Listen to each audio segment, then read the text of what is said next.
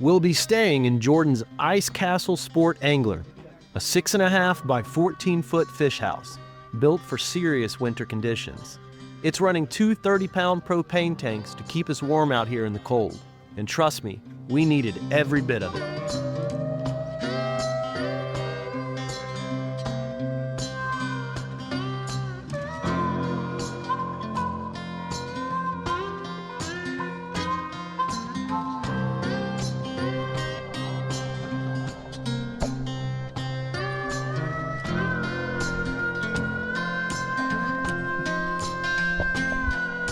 We're fishing in 12 to 14 feet of water, a prime range for panfish like bluegill and crappie, especially during the winter months when they school up.